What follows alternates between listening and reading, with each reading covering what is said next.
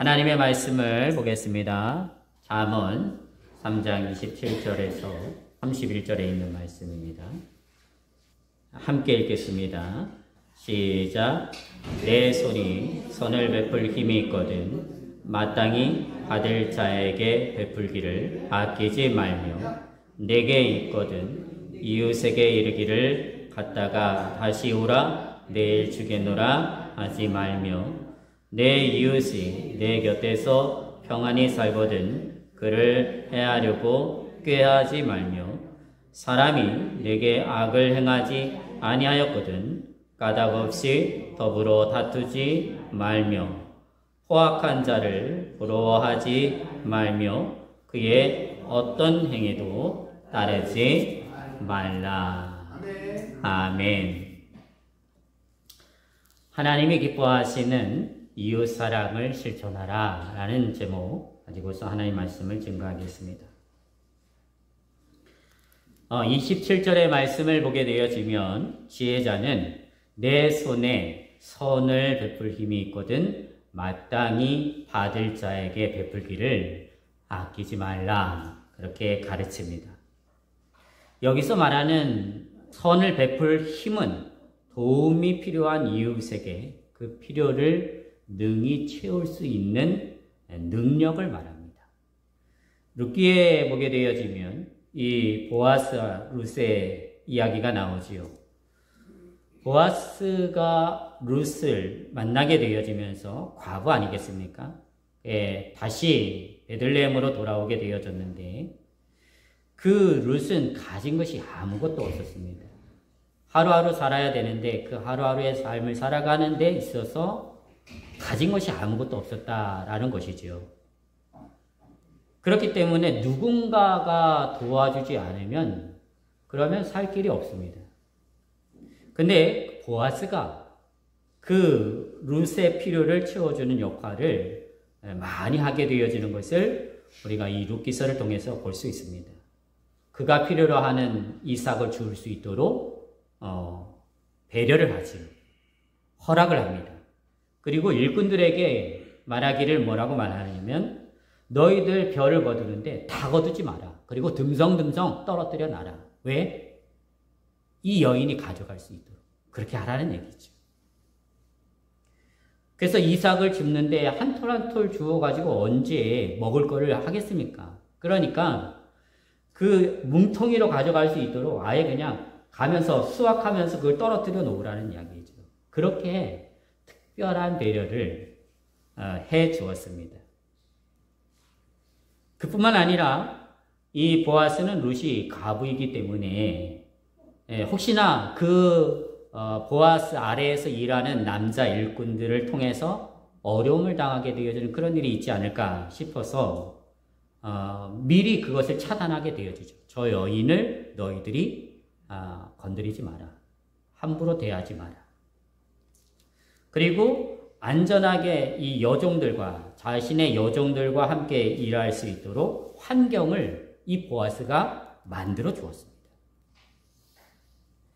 또 룻이 일을 마치고 가게 되어질 때 그에게 배고프지 않도록 충분히 먹을 것을 챙겨주지요. 그러면서 그 필요를 알아서 이 보아스라고 하는 사람이 모든 것을 다 아는 것처럼 그렇게 도움을 줍니다.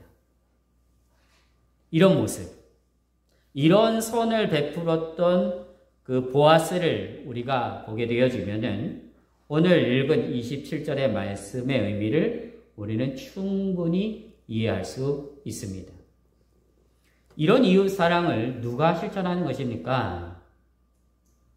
성경에서 분명히 말하지요. 선을 베풀 힘이 있는 사람. 이웃과의 관계에 있어서 내가 서 있는 자리는 둘 중에 하나입니다.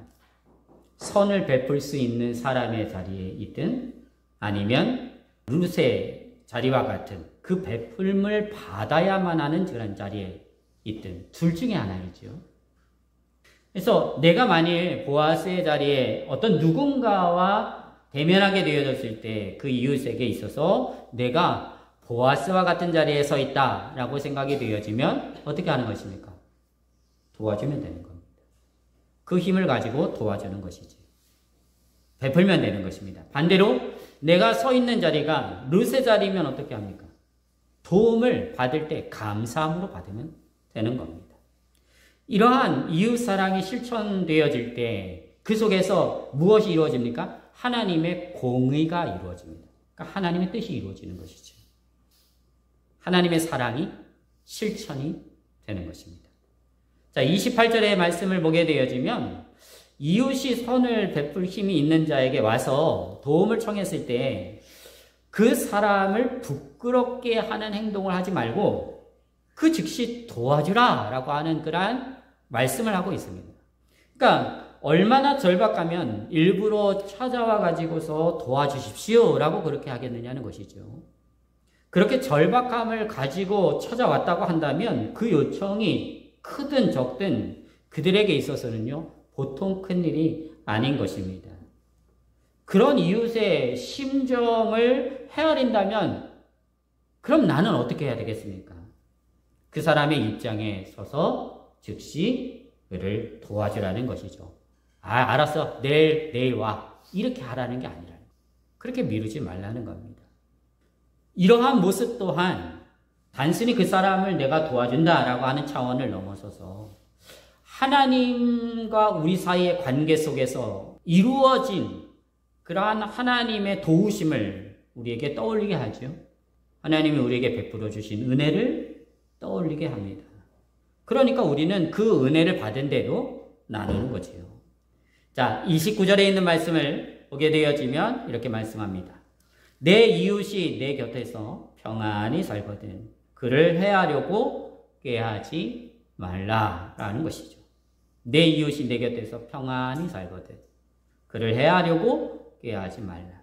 이 구절은 우리가 이웃과의 관계에 있어서 어떤 태도를 취해야 하는지, 어떤 태도를 가져야 하는지를 보여줍니다.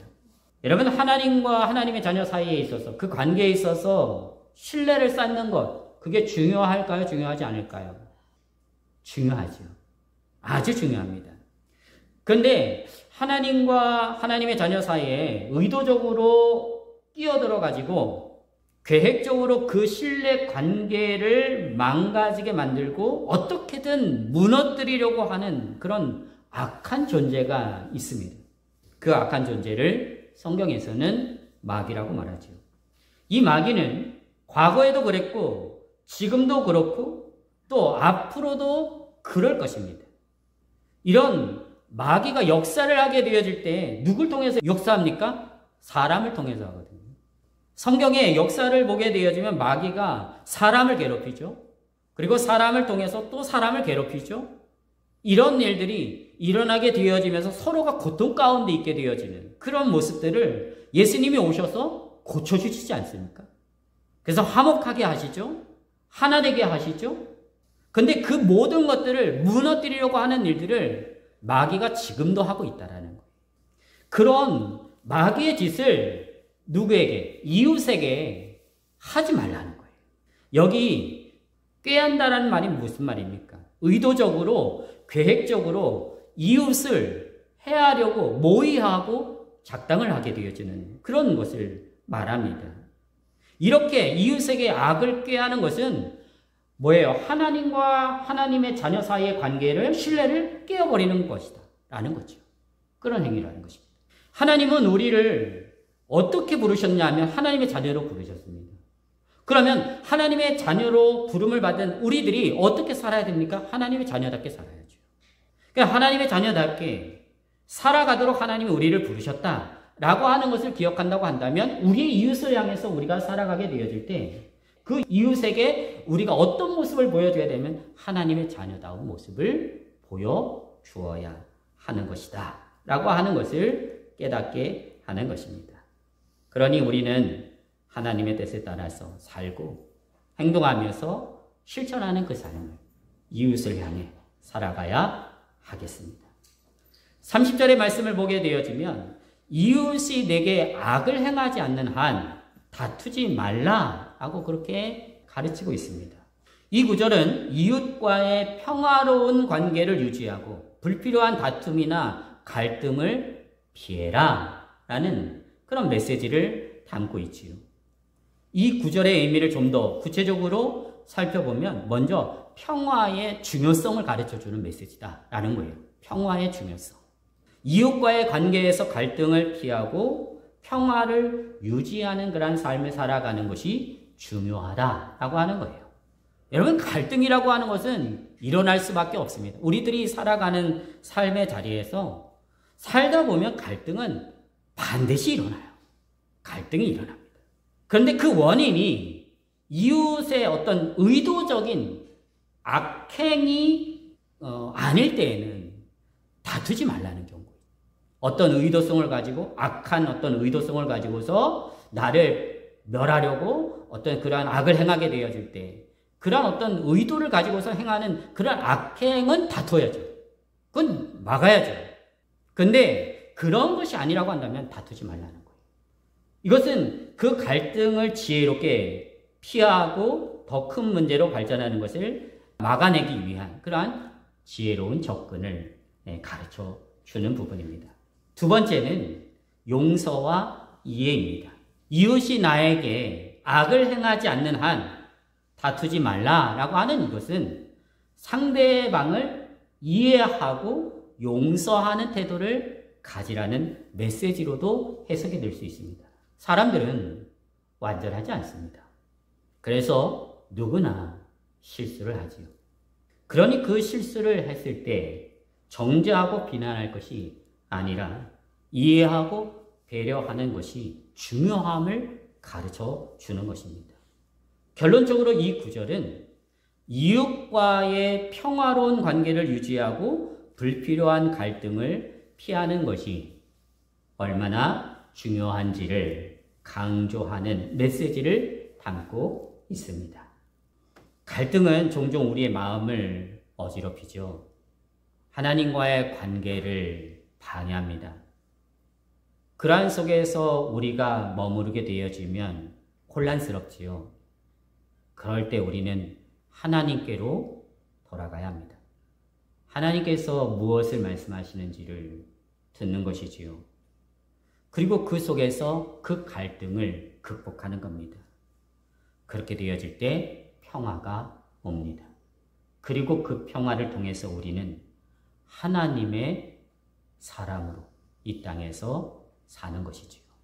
우리가 이웃과의 관계에서 평화를 이루는 것은 하나님께서 우리에게 주신 사명입니다. 31절의 말씀을 보게 되어지면 포악한 자를 부러워하지 말며 어떤 행위도 따르지 말라 그렇게 말씀합니다. 여기서 포악한 자는 폭력적이거나 잔인한 행동을 하는 사람을 의미합니다. 이러한 사람들을 부러워하지 말라라고 하는 것은 그들의 행동이나 태도가 잘못되었음을 인식하고 그로 인해서 발생할 수 있는 부정적인 결과를 따르지 말라는 거예요. 함께 하지 말라는 거죠. 피하라는 경고입니다. 그들의 방식을 따르지 않는 것.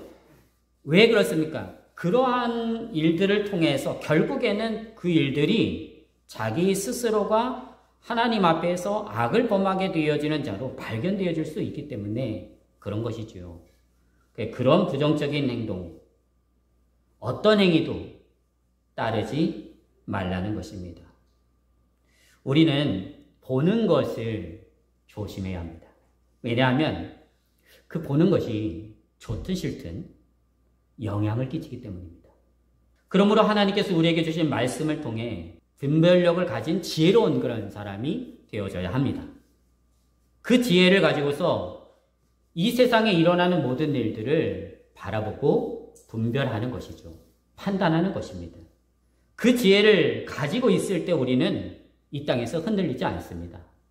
그리고 우리가 가야 할 길을 바르게 알지요. 그 가운데서 하나님의 뜻에 따라서 순종하는 삶을 삽니다. 그러한 인생이 지혜로운 인생입니다.